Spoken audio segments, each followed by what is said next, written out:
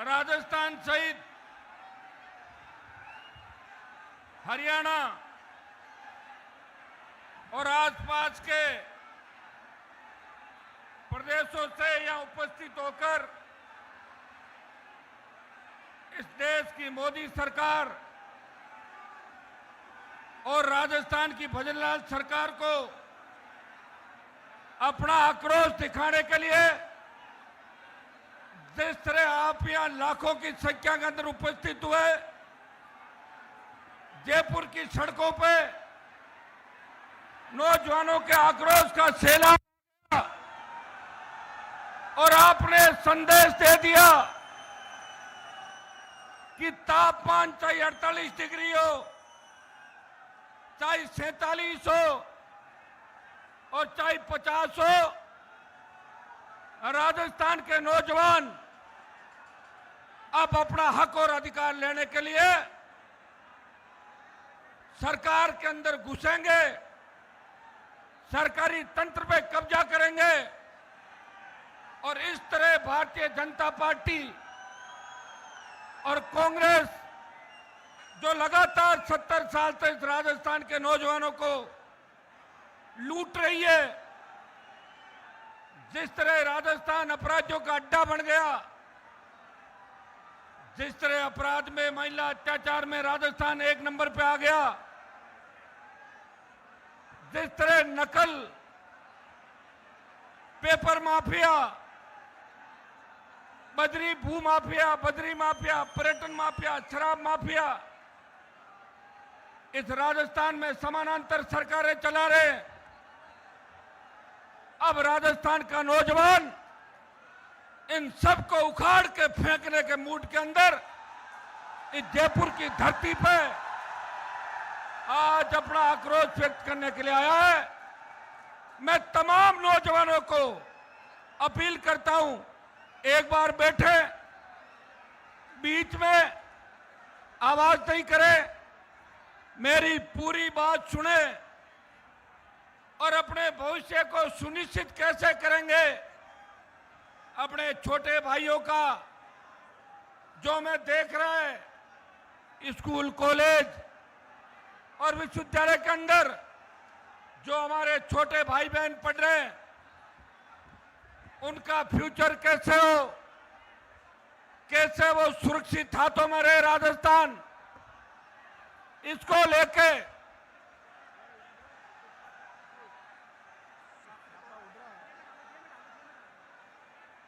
जिस तरह इनका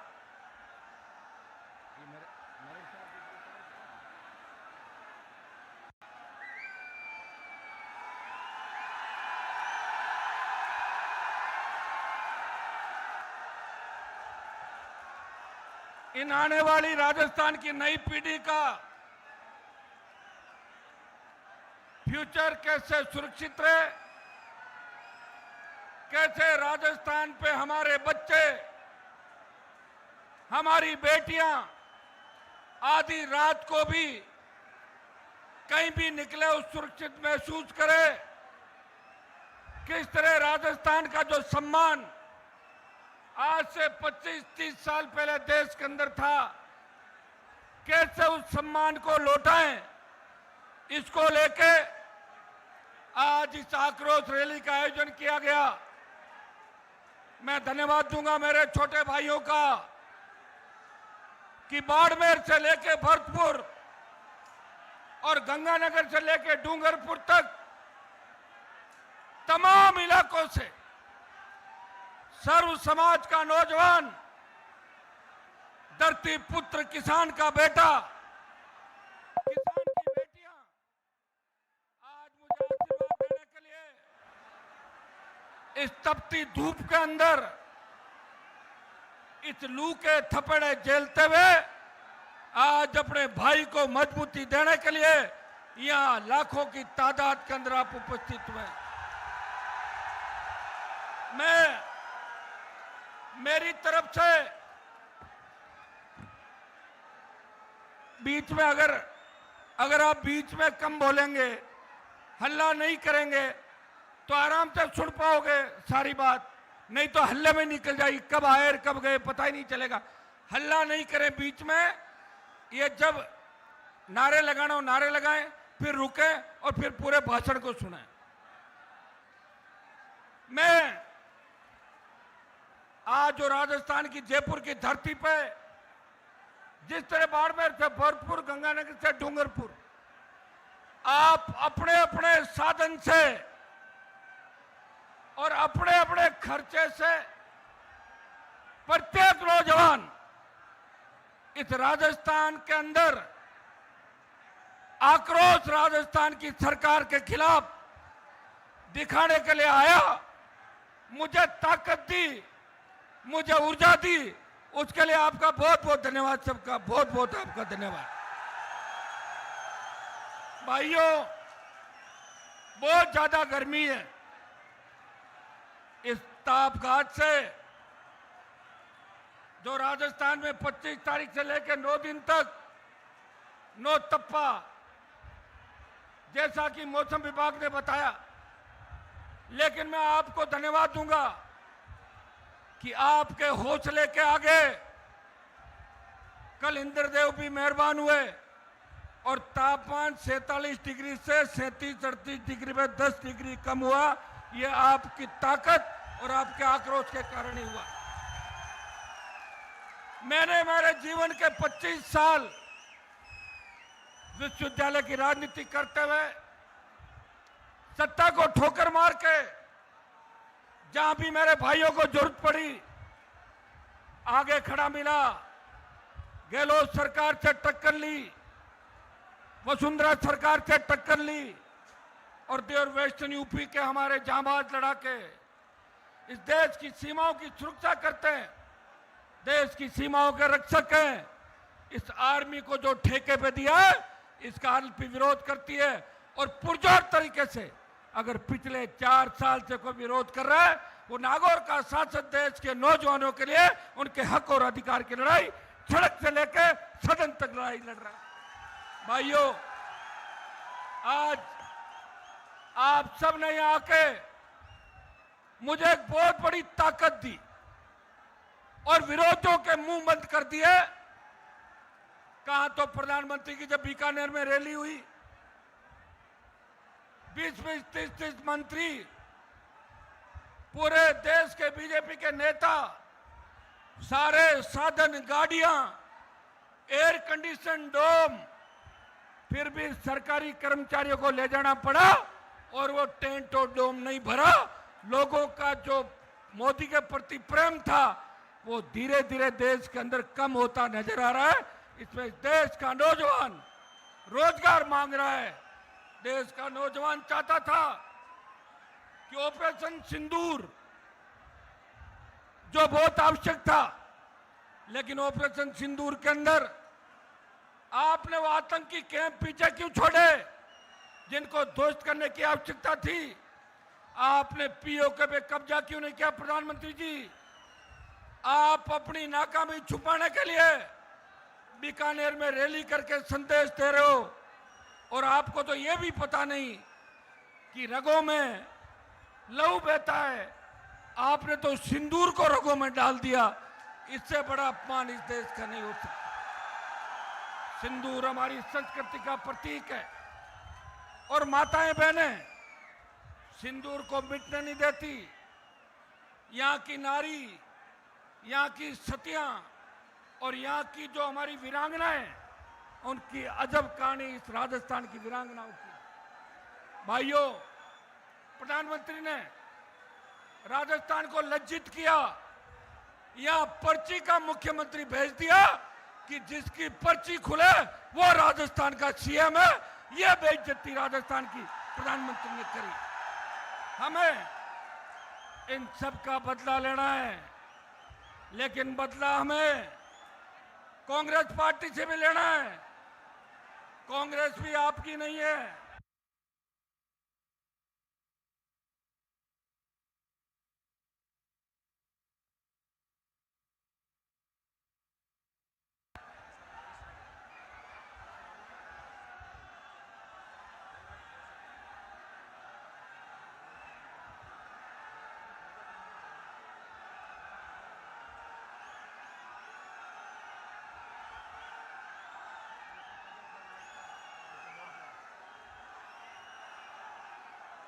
अब 1 मिनट शांत रहो यार, रुको तो।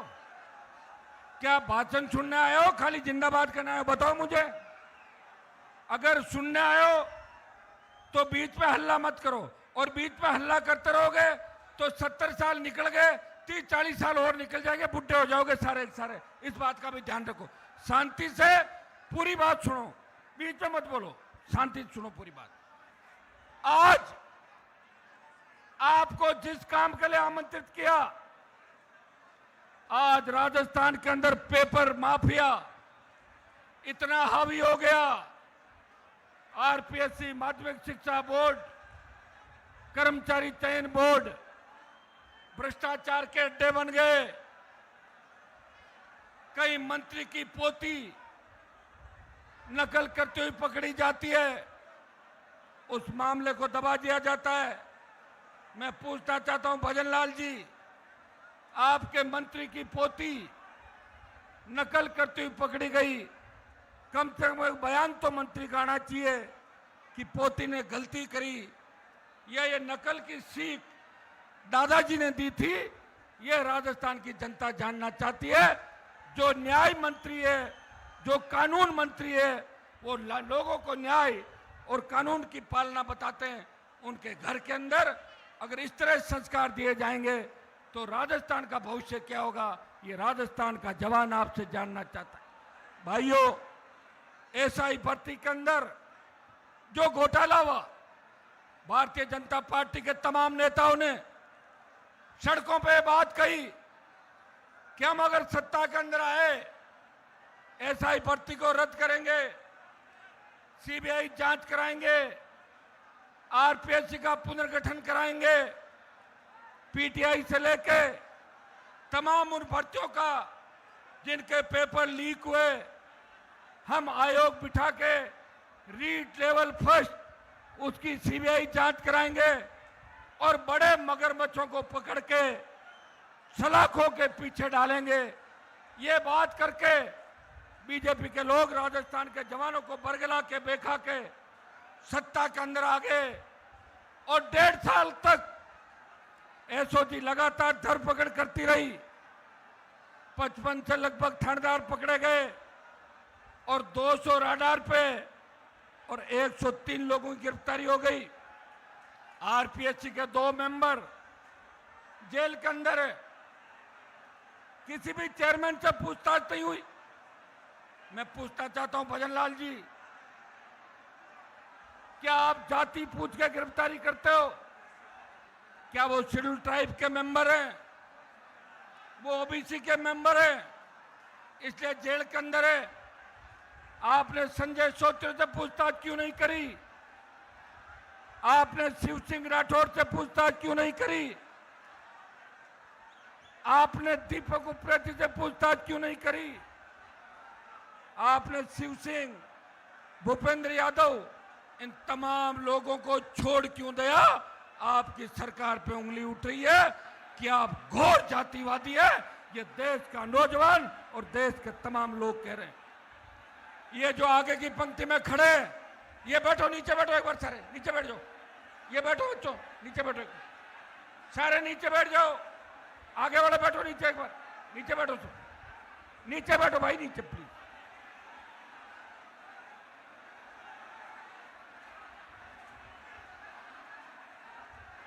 आज की जो सभा है,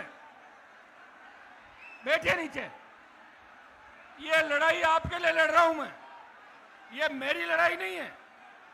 मुझे मेरे लिए लड़ना होता तो 2003 में मंत्री बन जाता। बैठिए प्लीज, बैठ जाइए सारे सारे, बैठो एक बार प्लीज, बैठो नीचे बैठो।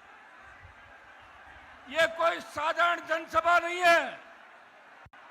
जिस तरह स्वतंत्रता आंदोलन के अंदर अंग्रेजों के खिलाफ जब भारतीयों ने हुंकार भरी थी, उसमें सबसे बड़ी क्रांति की शुरुआत हुई थी। वो 1857 की क्रांति थी। ये आक्रोश रैली इस राजस्थान के बदलाव की क्रांति है। इस क्रांति का आगाज जयपुर की धरती से लाखों नौजवान कर रहे, लाखों धरती पुत्र कर रहे। भाइयों, ये राजस्थान के युवाओं का उबलता हुआ आक्रोश है, जो गर्मी के अंदर भी नौजवान भूखा प्यासा ईंट से ईंट बजाने को तैयार है। आज जब आप सड़कों पर उतर आए, ये बेरोजगारी, भ्रष्टाचार और असंवेदनशील शासन के खिलाफ जन ज्वार है, जनता का उबाल आक्रोश है।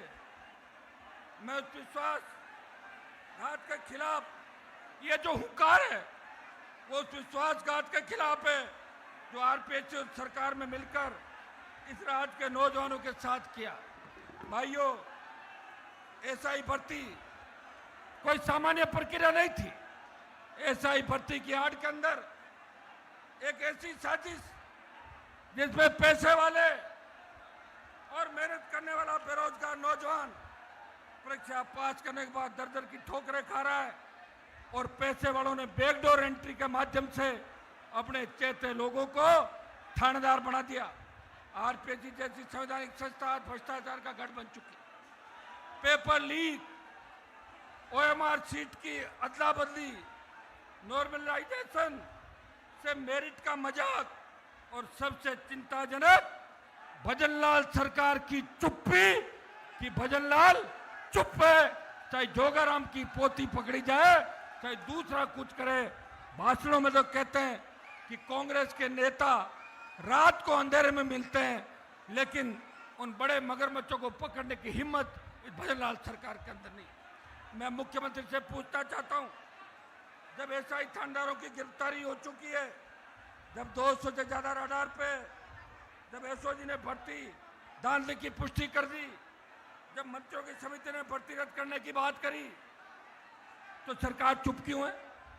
आरपीएस के सभी सदस्य सेवारत योग्य और ईमानदार अधिकारी होने चाहिए। जब सच्चे सेवा में होंगे तो उन्हें भ्रष्टाचार करने पर सेवा से हटाए जाने का डर रहेगा। और आरपीएस के सदस्यों की संख्या निर्धारित करने का अधिकार राज्यपाल के पास है। हम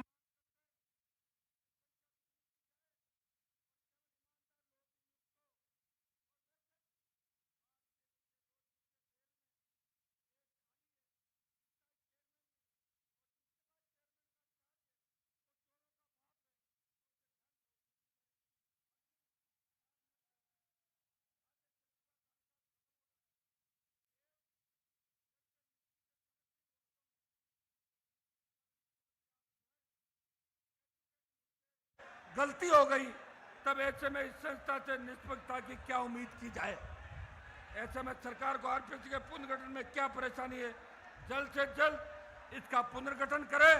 ये देश और प्रदेश का नौजवान, वर्तमान भाजपा सरकार ये नहीं करती तो आरएलपी तो सरकार बाद में जब आप बढ़ाओगे इस बार 28 के अंदर, वो तो सारी सरकार ही आपकी होगी। भाइयों, हमारी मांग है सरकार से, एसआई भर्ती को रद्द करें। नंबर 1, मामला हाई कोर्ट के अंदर है, कल हाई कोर्ट में तारीख है। हम चाहते हैं कि सरकार हमें आश्वस्त करे कि भर्ती की सारी प्रक्रिया को रद्द करके, और कोर्ट कल निर्णय करेगा। सरकार की तरफ से यह नहीं लिखा जाए कि भर्ती रद्द नहीं कर रहे हैं, यह सरकार हमें आश्वासन दे। ये हमारी पहली मांग है। दूसरी, पूरी भर्ती घोटाले की सीबीआई जांच हो, बड़े मगरमच्छ कौन है पकड़े जाए, आरपीएस को भंग कर उसका पुनर्गठन किया जाए, सभी सेवारत ईमानदार अधिकारी हो, सदस्यों की संख्या बढ़ाई जाए, नॉर्मलाइजेशन की प्रक्रिया खत्म हो, भर्ती परीक्षाओं का वार्षिक कैलेंडर जारी हो, रिक्त पदों की सूची सार्वजनिक की जाए, वे भरने की समय सीमा तय हो। क्या मुख्यमंत्री को दिल्ली से चुप रहने का निर्देश है? यह राजस्थान की जनता जानना चाहती है कि इतनी सारी बात होने के बाद आखिर सीएम चुप क्यों है? आखिर मंत्रियों की कौन सी वो महिला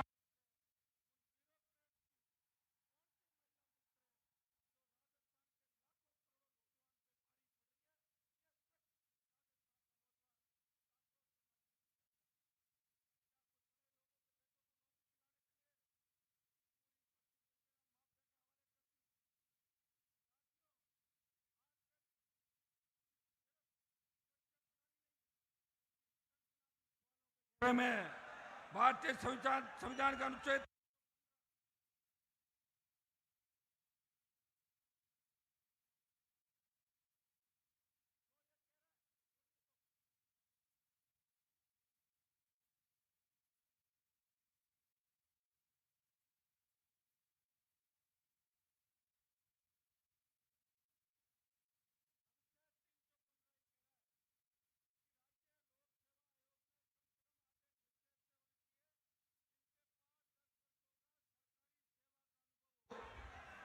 लेकिन क्या ये कहीं लिखा है कि बाकी सदस्य बिना योग्यता के होंगे? कहीं नहीं लिखा। हमारी साफ मांग है कि आरपीएससी के सभी सदस्य सेवारत योग्य और ईमानदार अधिकारी होने चाहिए। जब सच्चे सेवा में होंगे तो उन्हें भ्रष्टाचार करने पर सेवा से हटाए जाने का डर रहेगा। क्योंकि आप बार बार ये कह रहे हैं कि ये संवैधानिक संस्था है, तो एमएलए एमपी संवैधानिक नहीं है? हम चुनाव से जीतते हैं, चुनाव आयोग बना हुआ है, और जब एमएलए की गिरफ्तारी हो सकती है, मंत्री जेल जा सकते हैं, एमपी जेल जा सकते हैं, तो आरपीएससी को भंग करने के लिए मुख्यमंत्री को, गवर्नर को चिट्ठी लिखनी है और गवर्नर राष्ट्रपति से सिफारिश करेगा और आरपीएससी भंग होके यूपीएससी की तर्ज पे आरपीएससी की संरचना करनी चाहिए। ये पुरजोर तरीके से इस राजस्थान के प्रत्येक जवान की मांग है। और हम ये भी मांग करते हैं कि मोदी जी ने कई जगह ये कहा कि हम इंटरव्यू खत्म कर रहे हैं। कई प्रदेशों के अंदर एसआई भर्ती और दिल्ली की कई नौकरियों में इंटरव्यू की प्रणाली नहीं है।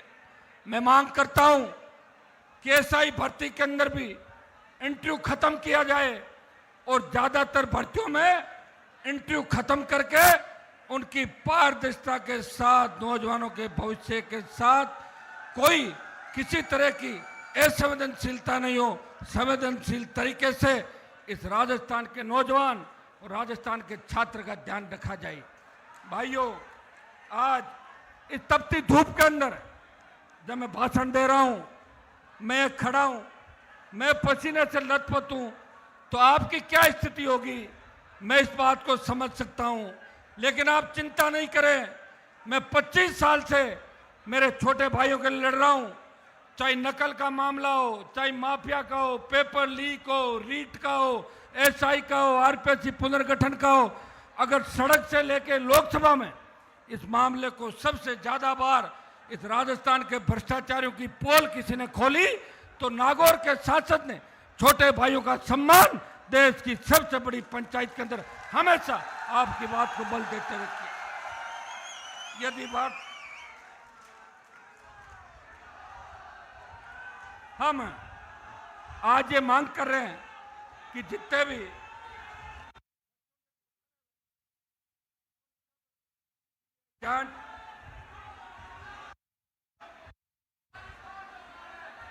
एक सबसे बड़ी दिक्कत है कि सरकार बजट में घोषणा करती है कि 1 लाख जवानों को रोजगार देंगे, 4 लाख को रोजगार देंगे, लेकिन वो रोजगार किस में देंगे? नरेगा में देंगे या सरकारी पद भरेंगे? इसके बारे में कोई क्लियर नहीं।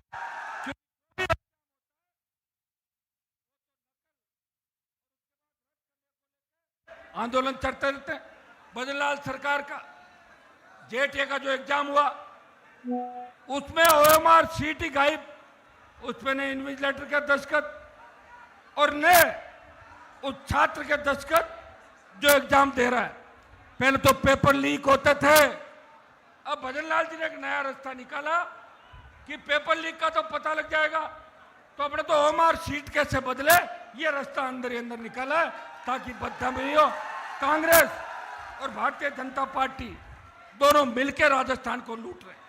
ये कह रहे हैं कि हमें सबूत दो, तो मैंने 2018 की कई कॉपियां सार्वजनिक करी, 2021 की कई कॉपियां सार्वजनिक करी। एक में आरपीएससी ने अपनी चूक मानी। क्या चूक मानने से आप माफ कर दोगे? हम चाहते हैं कि किन लोगों के कहने से नंबर बढ़े, कौन कौन लोग इन्वॉल्व है, अलग से जांच होनी चाहिए। एसओजी कहती है कि 500 से ज्यादा फर्जी थानेदार है, तो वो कमरा कौन सा एसओजी के अंदर सेटलमेंट का, जिसमें बैठ के 3 के साथ 1 फ्री या 2 के साथ 1 फ्री, 2 लाओ 3 लाओ, 1 को वापिस ले जाओ, 2 को जमा करा दो, 1 करोड़ तक ये मामला चला एसओजी। क्या एसओजी भी अब जाति पूछ के गिरफ्तारी कर रही है कि गिरफ्तारी में भी जाति होनी चाहिए? जिस तरह उत्तर प्रदेश के अंदर मुख्यमंत्री आदित्यनाथ योगी जाति पूछ के इनकाउंटर करते, क्या राजस्थान में भी यही स्थिति हो गई कि जाति पूछ के आप लोग ये काम कर रहे हैं? भाइयों, आज आपका उबाल देख के तो मेरा मन कर रहा है कि मैं आपको लेके भजनलाल के घर की तरफ चलूं,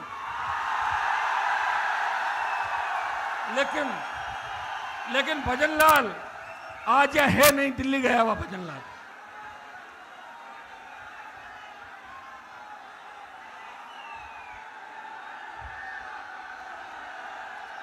मैं आज किसी राजनीतिक फायदे के लिए आपके बीच संघर्ष नहीं कर रहा हूं।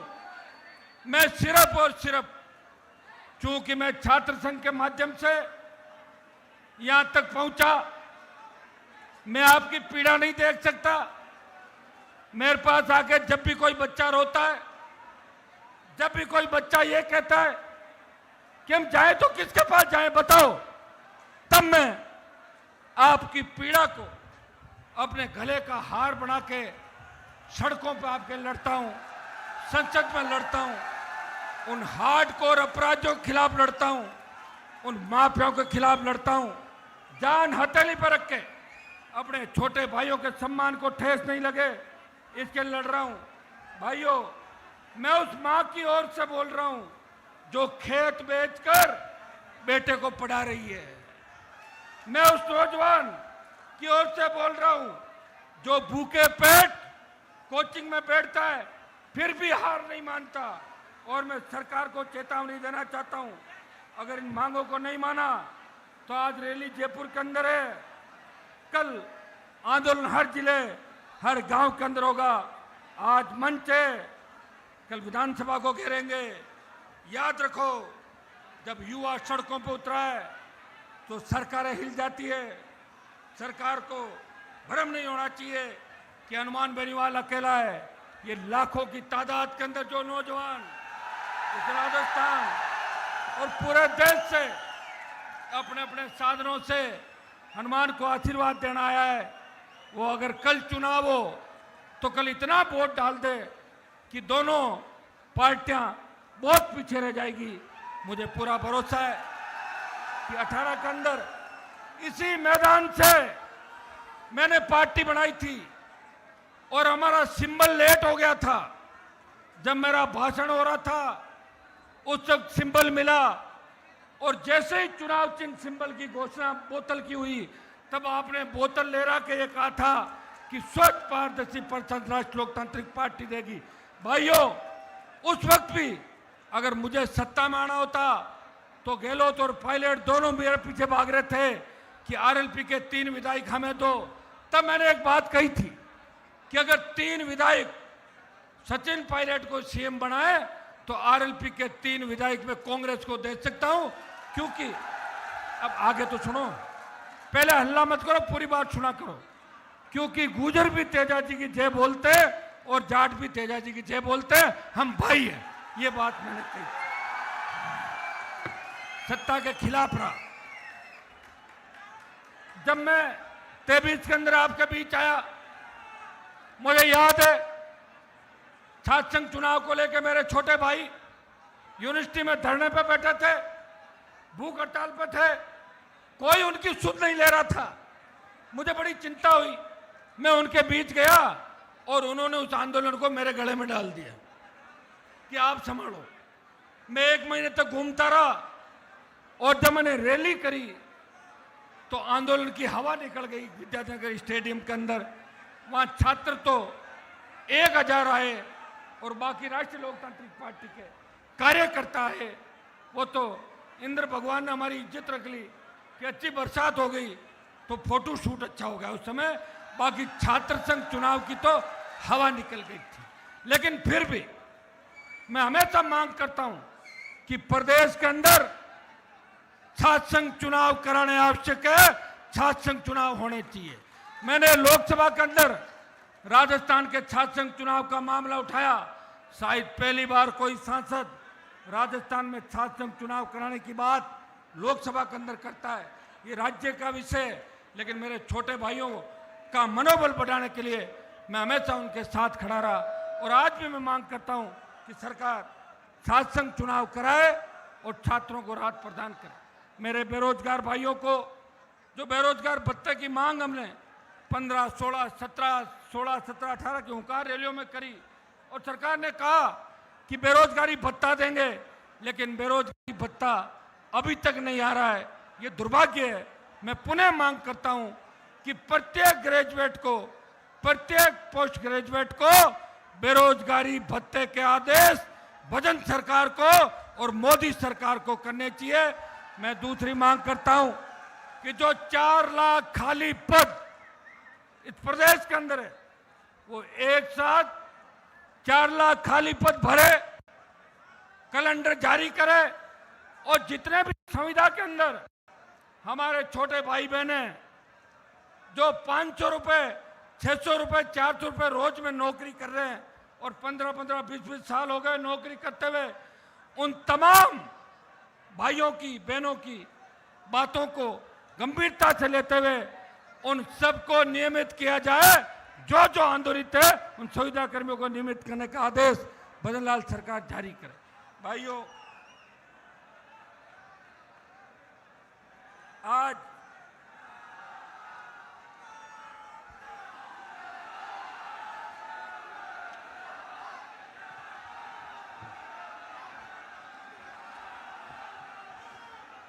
भाइयों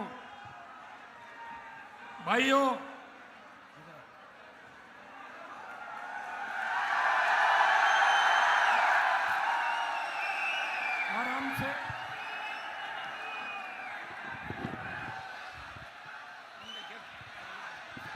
चालू है।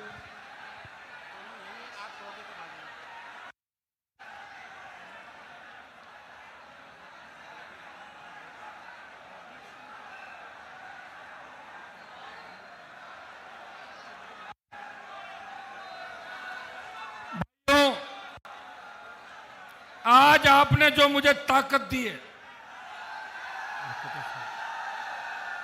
मैं आपको विश्वास दिलाता हूं कि आने वाले दिनों के अंदर इस राजस्थान के जितने भी जिला मुख्यालय, जितने भी जिले, वहां मैं इसकी तारीख का ऐलान भी कर दूंगा। प्रत्येक जिले के अंदर, जिला मुख्यालय और आसपास के इलाकों के अंदर एक एक दिन आपके बीच बैठ के आपकी समस्याएं सुनूंगा। वो तारीख भी घोषणा मैं जल्दी करूंगा और आपको इस बात का धन्यवाद, प्रत्येक जिले के नौजवानों को धन्यवाद देने मैं प्रत्येक जिले के अंदर आऊंगा और आप सब छोटे भाइयों को धन्यवाद दूंगा कि आपने मुझे आशीर्वाद दिया और इस आक्रोश के माध्यम से आपने भजनलाल का ब्लड प्रेशर बढ़ा दिया। वो गर्मी के अंदर हर 15 मिनट में पूछ रहे हैं कि कहीं कुछ तो नहीं हो गया, मैं तो घर के बाहर हूं। मुझे लग रहा है कि उन्होंने प्रोग्राम दिल्ली का इसलिए बना लिया पहले से ही कि कुछ नहीं हो जाए, निकल दिल्ली जाके बैठ जाओ। मैं आज तक हमने राजस्थान में जितने आंदोलन किए, बड़ी हुंकार रैलियां करी, लेकिन आज का यह आंदोलन 1857 की क्रांति से भी बढ़कर है। इस लोकतांत्रिक व्यवस्था के अंदर इस आंदोलन को देश याद रखेगा।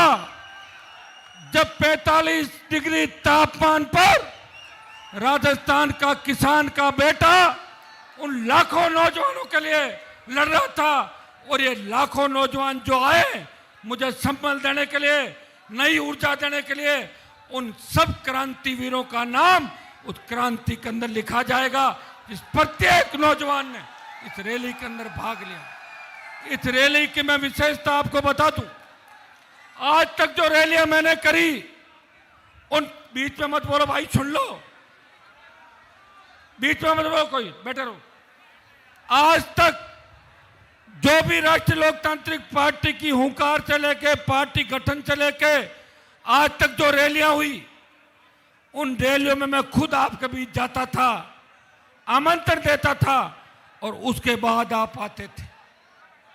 ये पहली रैली है जिसमें हनुमान बेनीवाल ने आह्वान किया कि उठो, उठो मेरे छोटे भाइयों, बदल दो राजस्थान की व्यवस्था, जुल्म करने वाली इस सरकार को मार के फेंक दो। ये तो टेलर है, पूरी पिक्चर आपको दिखानी है, इस बात का भी ध्यान रखना। आज मैं पूछ रहा था एक बस वाले से, मैंने कहा बस का किराया कितना लेते हो? बोले 40,000। दिया किसने? बोले इकट्ठे होकर सवारियों ने दे दिया 40,000। ये कितना बड़ा आंदोलन है कि तेल डलवाने से लेके, खाने पीने की व्यवस्था से लेके, बसों, गाड़ियां, खुद की पर्सनल गाड़ियां, जिस तरह वॉलंटियर खड़े हैं। आज एक नई चीज देख रहा हूं कि मंच पे भागने की होड़ कम कर रहे हैं ज्यादातर। और मैं आपको एक बात कहना चाहता हूं कि मेरे आला कमान आप हो। मेरे घर के अंदर किसी नेता की फोटो नहीं, किसी के इंदिरा गांधी की मिलेगी, किसी के सोनिया, राहुल, प्रियंका, रोजूर का कांग्रेस का जीजा जी उसकी मिलेगी, और भारतीय जनता पार्टी में मोदी, अमित शाह से लेके कोई 150 फोटो मिलती है भारतीय जनता पार्टी के विधायकों के। लेकिन हनुमान बेनीवाल के घर और ऑफिस के अंदर अगर फोटो मिलती है तो वीर तेजाजी महाराज की, रुकिए, महाराजा सूरजमल की, रुको तो, राम साहब पीर की, देवनारायण भगवान की, भगत सिंह की, गोकुला जाट की, तमाम उन क्रांतिकारियों की जो आजादी के आंदोलन के अंदर जो 1857 से 1947 तक चला, या मुगल काल से लेके जो जो कालखंड इस हिस्ट्री के अंदर लिखे हुए, तमाम जो लड़े थे, उनकी फोटो हनुमान बेनीवाल के ऑफिस और घर पे निश्चित रूप से मिलेगी। मेरा कोई आला कमान नहीं, मेरे आला कमान मेरे छोटे भाई और ये किसान है राजस्थान के, जो हमेशा मुझे सर आंखों पर बिठा कर रखते।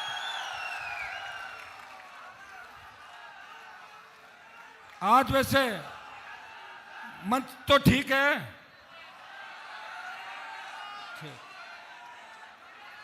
बैठ जाओ।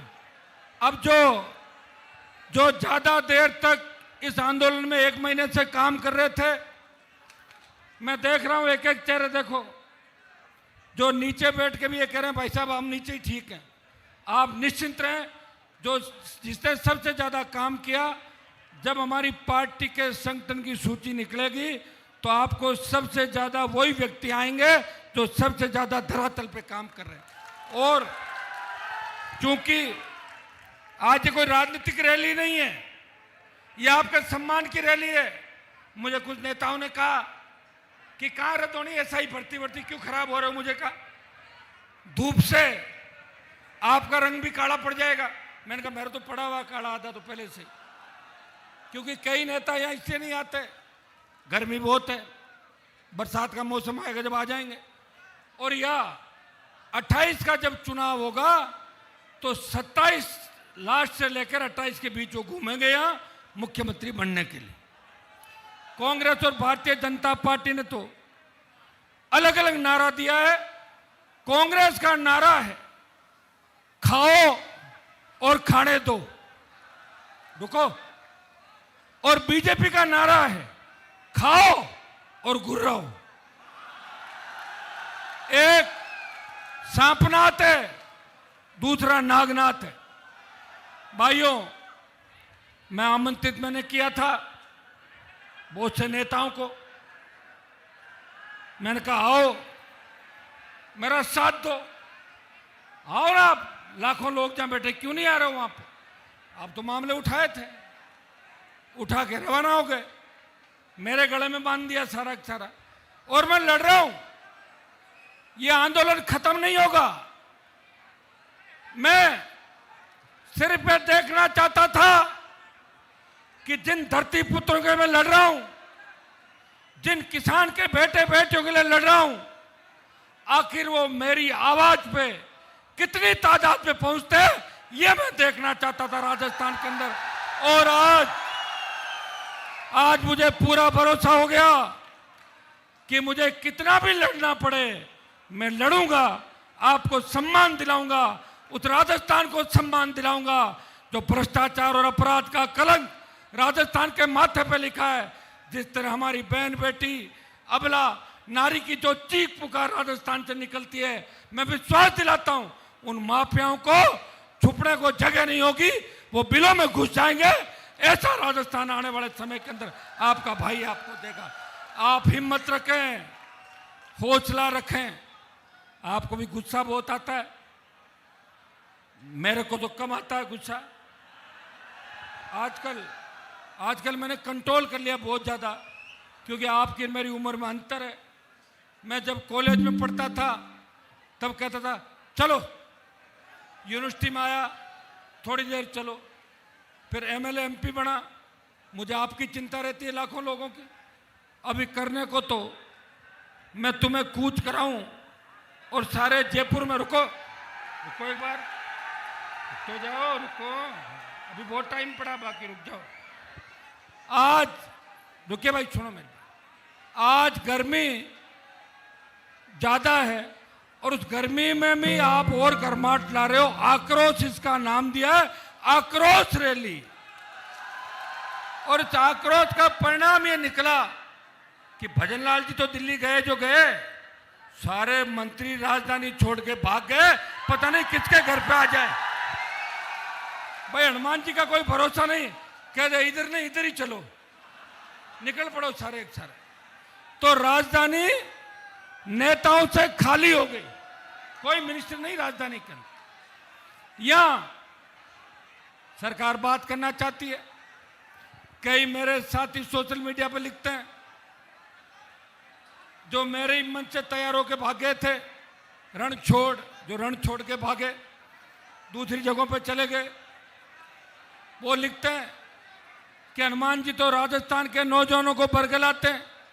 आप ये बताओ, मैंने किसी नौजवान से जमीन पे कब्जा करवाया क्या राजस्थान के अंदर?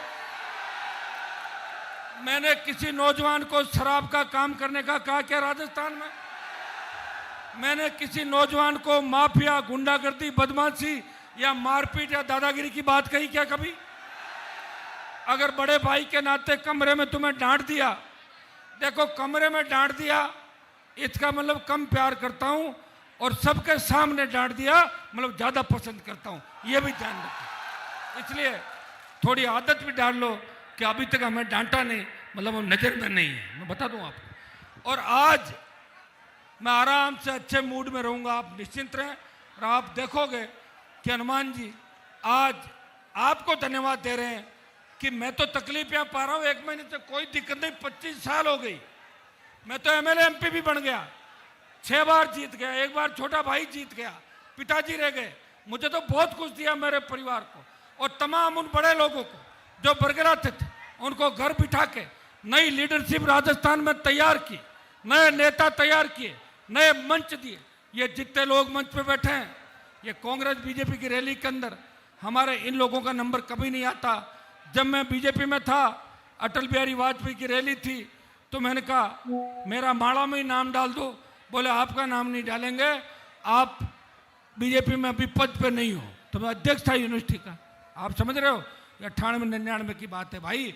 और अटल जी की रैली भी इससे कम ही होती थी, 20,000 लाते थे और 3 लाख लिखते थे अखबार के अंदर। मैं 5 लाख, 3 लाख, 2 लाख, 1 लाख की रैली के अंदर अगर कोई व्यक्ति कहे कि मुझे तो भाषण देना है और मेरे मन में आ गई और मुझे स्वागत करना है, उन सब बच्चों को मौका देता हूं हमेशा, रोज। और कोई रह जाता है तो मेरे बात भी देता हूं, प्रयास करता हूं कि प्रत्येक नौजवान आगे बढ़े, मजबूती मिले, हर समाज आगे बढ़े, सर्व समाज आगे बढ़े। कई लोगों को मुझे देख के उनके पेट में दर्द होता है, वो ये सोचते हैं कि हमारे समाजों में ऐसा नेता नहीं है, तो तैयार कर लो। मना किया क्या मैंने? मैं तो जिससे आता हूँ वो तो आऊँगा ही। अब जहाँ मेरा जन्म हुआ मैं उसी समाज का रहूँगा, लेकिन उस समाज के साथ साथ जाट, गुजर, यादव, मीणा, मेघवाल, मुस्लिम, माली, तमाम सर्व समाज को साथ लेके हनुमान बेनीवाल हमेशा लोकसभा के अंदर ये बोला कि हाई कोर्ट के जज होने चाहिए जाट, गुजर, मीणा, यादव, माली, मेघवाल, मुस्लिम। ये बात बोल सकते हैं दूसरे लोग? नहीं बोल सकते। वो खुद के समाज की बात करते हैं, सोशल मीडिया पे बात करते हैं और ऐसा नारा देते हैं जिससे जातीय जहर घुले राजस्थान के अंदर। राजस्थान में जब भी जातिवाद चरम सीमा पे था, जब जाट राजपूत आमने सामने हुए, हनुमान बेनीवाल बीच में गया और लड़ने से रोक दिया। जब गुजर मीणा आमने सामने हुए वसुंधरा के समय, हनुमान बेनीवाल गुजर समाज को आरक्षण दिलाने के लिए लड़ रहा था और मीणा गुजरों के बीच भी खड़ा था कि दोनों समाजों के अंदर भाईचारा बना रहे। जब मेघवाल ब्राह्मण लड़ता है, बीच में खड़ा मिलता हूं। हम सब अपना काम करें, मजबूत हों और आर्थिक आधार पे जब ब्राह्मण, बनिया, राजपूत और कायस्थ को आरक्षण की बात चली, इनके दिल तो बड़े नहीं हैं जो मुझे गालियां दे रहे हैं, लेकिन मेरा दिल कितना बड़ा आप देखो। 2016 की हुंकार रैली में लिखा कि आर्थिक आधार पे इन जातियों को भी आरक्षण देना चाहिए जिनके अंदर गरीब बच्चे। ये हनुमान बेनीवाल उनकी पीड़ा जानता है। लेकिन भाइयों, पिछले 10-15 दिन से जो हालात इस देश प्रदेश के अंदर बने, आपको आह्वान करूंगा, आप हमेशा वही कदम उठाओगे जो मैं कहूंगा। उठाओगे कि नहीं उठाओगे? या मेरे से हटके अलग जाना चाहोगे? देखो, क्योंकि मैं जो लड़ रहा हूं वो लड़ाई आपके नाम की है सीधी। मेरे पे लोग परिवारवाद के आरोप लगाते हैं। ये छोटा भाई बैठा मेरा, जब खींवसर की जनता ने कहा कि चुनाव इसको लड़ाओ तो हम जिता देंगे, नहीं तो नहीं जिताएंगे, नहीं तो उसको वोट देंगे कांग्रेस वाले को, लड़ा दिया। फिर अब की बार कहा कि आपके घर से लड़ाओ, ये भी साथ था कि लड़ाओ घर से। एक नया प्रयोग होगा राजस्थान में कि राष्ट्रीय लोकतांत्रिक पार्टी पुरुष और महिला में कोई भेद नहीं करती और कोई भी लड़ता। मैंने इस्तीफा दिया एमएलए का, मैं चाहता तो विधायक रह जाता, घर से एमपी बना लेता, अलायंस के अंदर था। लेकिन भाइयों, एक न एक दिन तो मुझे लड़ना ही था।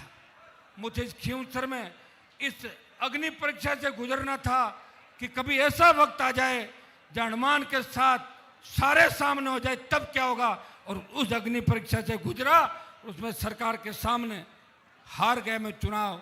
मुझे इस बात का दुख नहीं है, दुख इस बात का है 1 लाख हमारे 65,000 शेड्यूल कास्ट, 15,000 मुस्लिम और 20,000 हमारे और समर्थक वोट, 2 लाख वोट को 80,000 वोट वाले दूसरे लोग सीट जीत के चले गए।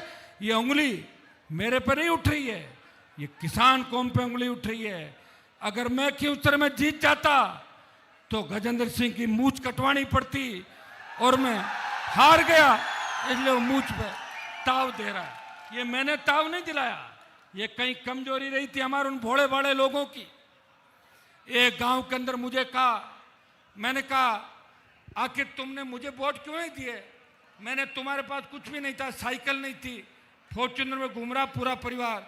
बोले साहब बड़ी गलती हो गई, जो आपके सामने खड़ा हुआ आपके टोले से निकला हुआ आदमी था।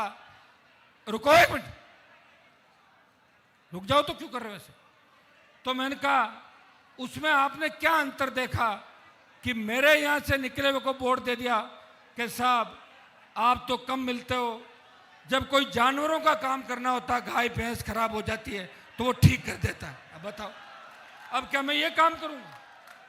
क्या मैं गाय भैंस का और जानवरों का झाड़ा जंतर भोपाजी बनाओगे? मेरे को भोपाजी बनाओगे? एक बड़ा नेता बनाओगे? क्या बनाओगे बताओ?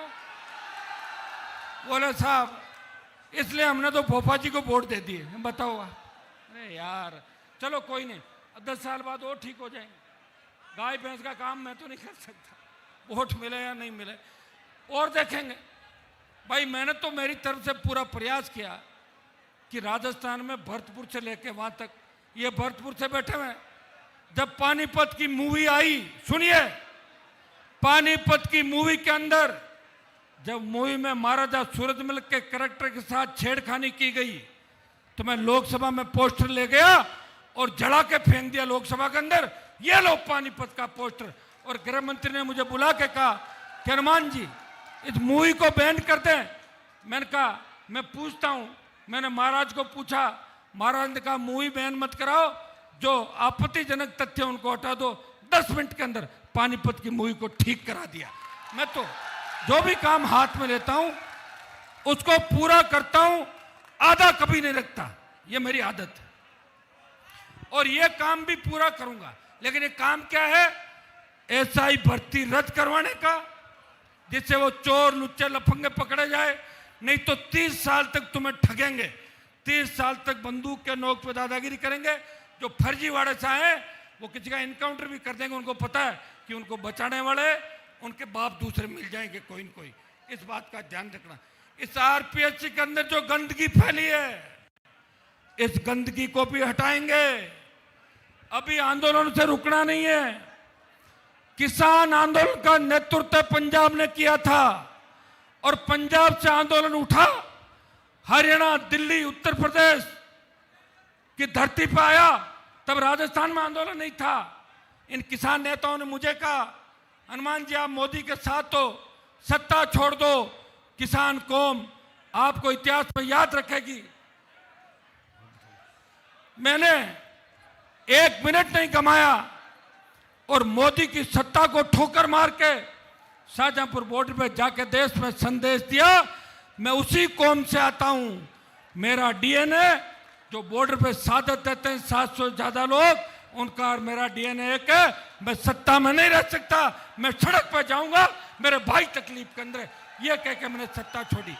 लेकिन भाइयों अब बात चलती राजस्थान पे कि राजस्थान में लड़ाके कम है। राजस्थान में तो 66 साल में नई पार्टी भी नहीं बनी, एक बार कांग्रेस को वोट डालते हैं, एक बार बीजेपी को डालते हैं। मैं पुरानी लड़ाइयों की बात नहीं करता, जहां महाराजा सूरजमल जी ने लड़ाई लड़ी, राणा प्रताप ने लड़ाई लड़ी, लेकिन मैं राजनीतिक लड़ाइयों की बात कर रहा हूं। कोई योद्धा राजस्थान में लड़ता हुआ नहीं दिखेगा, और दिखेगा तो साल 2 साल के लिए दिखेगा और तीसरी साल में पार्टी में घुस जाएगा किसी न किसी का पल्लू पकड़ लेगा जाके। ये स्थिति राजस्थान में देखी।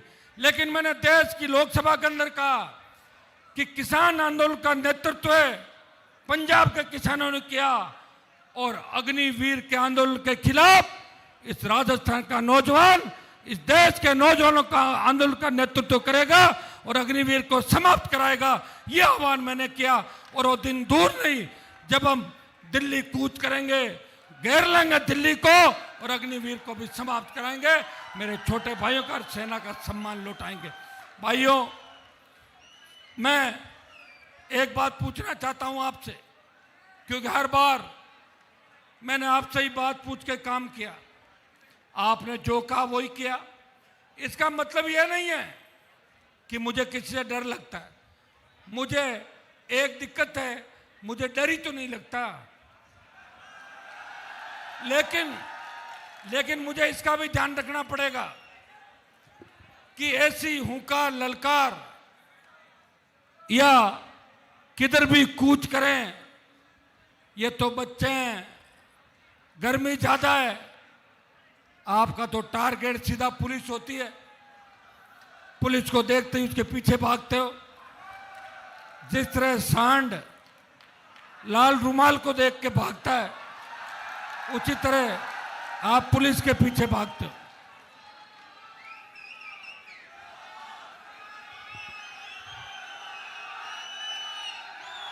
मैं चाहूंगा कि मैं इस गर्मी के अंदर आपको ज्यादा परेशान नहीं करूं। एक बार सरकार की तरफ से कोई संदेश आया है तो बात करनी चाहिए कि नहीं करनी चाहिए, बताओ? कुछ तो कभी भी कर लेंगे, कौन मना कर रहा है? वो तो एक बार ही होगा, आपके गर्मा गर्मी करवा देंगे कभी। लेकिन आज चूंकि आज गर्मी ज़्यादा है और हमारी छोटी बहनें, बेटियां, महिलाएं भी बड़ी तादाद के अंदर आई। देखो सुनिए मेरी बात, अपन सत्ता में जब ही आएंगे जब हमारी रैली में 30 से 40% महिलाएं, छात्राएं दिखेगी, उस दिन हम सत्ता के अंदर आ जाएंगे। आज से शुरुआत हो गई, अपने आप आई है। और आक्रोश रैली में महिलाओं का आना, ये भी झांसी की रानी बनकर आई है सारी सारी। ये छोटे भाई भगत सिंह है, ये झांसी की रानी बनकर आई। लड़े की व्यवस्था से जो सरकार का संदेश है, सरकार ये कह रही है कि बे एक बार हमसे बात करो।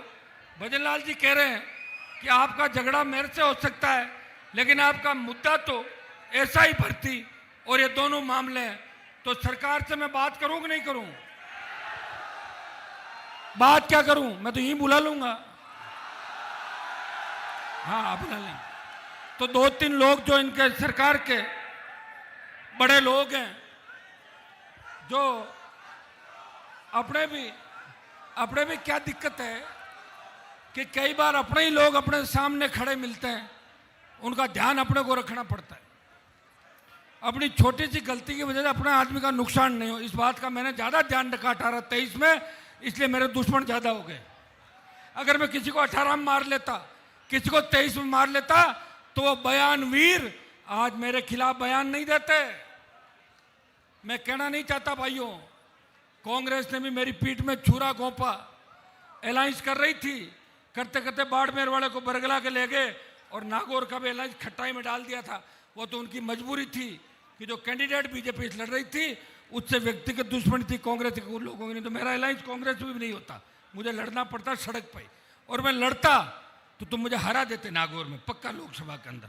हाँ 4 लाख वोट आ जाते, 50,000 से हार जाता, तो मैं लड़ा था पहले, मुझे याद। लेकिन अब मुझे पूरा भरोसा है कि खींवसर में हराने के बाद अब कहीं न कहीं आप ये सोच रहे हो कि हमारा तो कोई बचा ही नहीं राजस्थान में, सारे कांग्रेस बीजेपी में चले गए, सारे सत्ता के पीछे भाग गए, एक ही तो लड़ रहा है हमारे लिए 24 घंटे, जो हमारे स्वास्थ्य का ध्यान रखता है, जो हमारी चिंता करता है, जो किसी कोई अगर रोता हुआ आता है उसके आंसू पहुंचता है, वो हंसता हुआ उस घर से जाता है, एक ही व्यक्ति है। इसलिए हमें ताकत देनी है। और आज